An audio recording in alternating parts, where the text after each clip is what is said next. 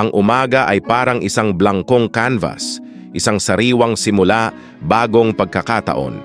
Ngunit kadalasan, nagmamadali tayo, nababalot ng mga gawain at responsibilidad.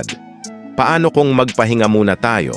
Paano kung punuin natin ang unang mga sandali ng ating araw ng panalangin? Isang panalangin na magpapalakas at magbibigay ng direksyon sa atin sa kung ano talaga ang mahalaga. Bakit kailangan ng panalangin sa umaga? Ang pagsisimula ng araw sa panalangin ay hindi lamang tradisyon. Isa itong paraan para magtuon muli upang ibalik ang ating mga kaisipan sa kapayapaan. Sabi sa awit 5:3, "Sa umaga, Panginoon, naririnig mo ang aking tinig. Sa umaga, inihaharap ko sa iyo ang aking mga kahilingan at naghihintay ng may pananabik." Kapag sinisimulan natin ang ating araw sa panalangin, binubuksan natin ang ating sarili sa patnubay at karunungan ng Diyos.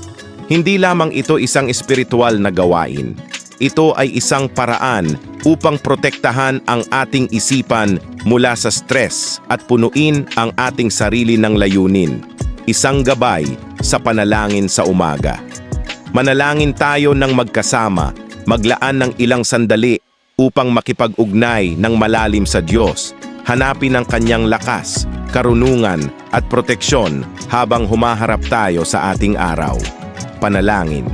Amang makapangyarihan sa langit, salamat sa bagong araw na ito, sa hininga ng buhay, sa mga oportunidad na dala nito. Nais kong hingin ang iyong presensya upang gabayan ako sa bawat hakbang.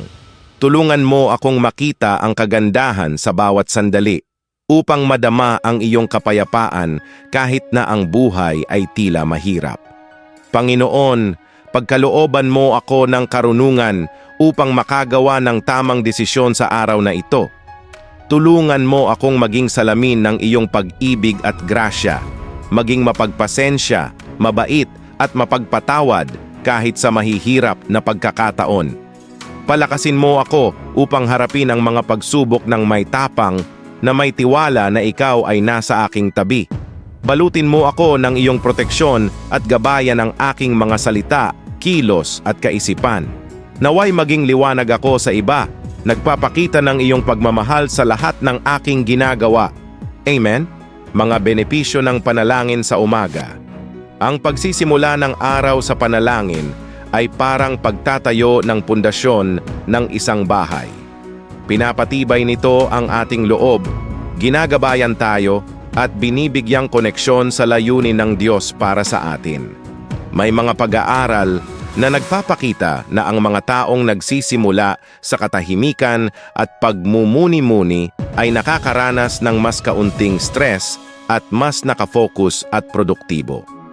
Ngunit higit pa riyan, binubuksan ng panalangin ang puso natin sa patnubay ng Diyos.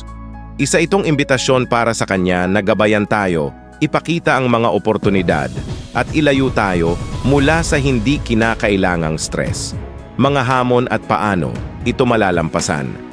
Maging totoo tayo, ang mga umaga ay minsan mahirap.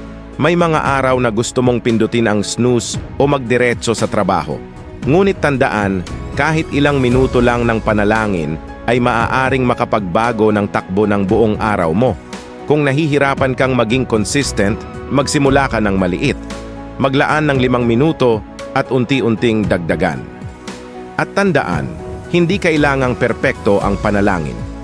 Tulad ng itinuro ni Jesus sa Mateo 6, pumunta sa iyong kwarto, isara ang pinto, at makipag-usap ng direkta sa iyong ama na nakikita sa lihim.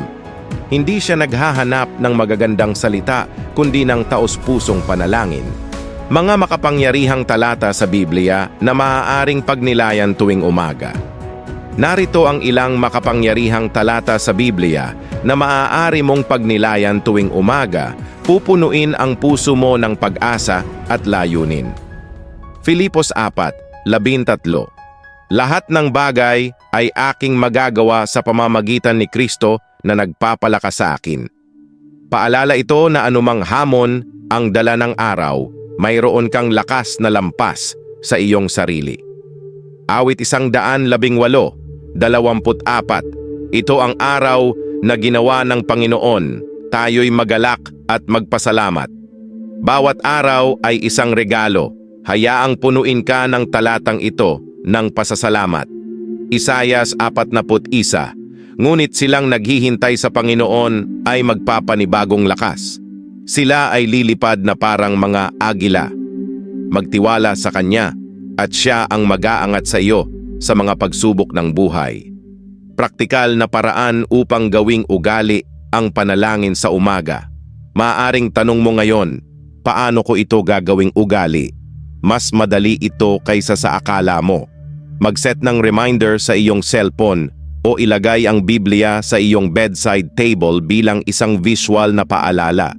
May ibang tao na mas gustong isulat ang kanilang panalangin o mga kaisipan sa isang journal na makakatulong din sa consistency.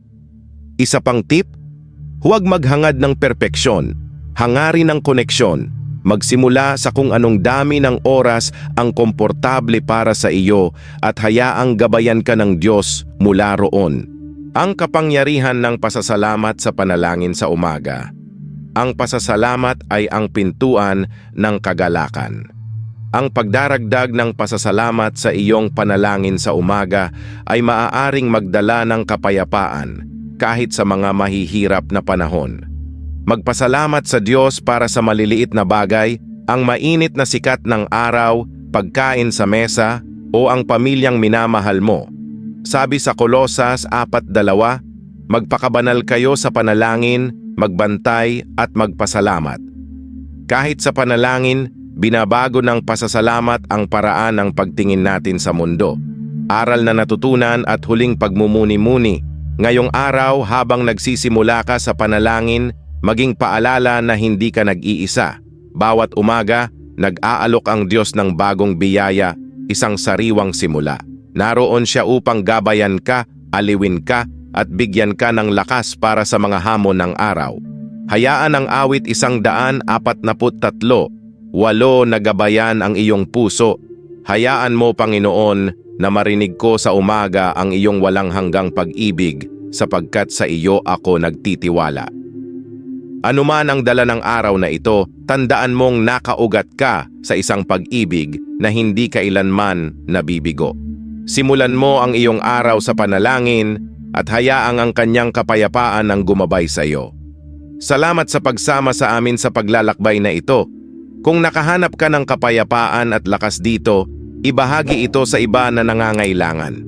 Huwag kalimutang mag-like, mag-subscribe at simulan ang bawat araw ng may pusong nakatuon sa Diyos.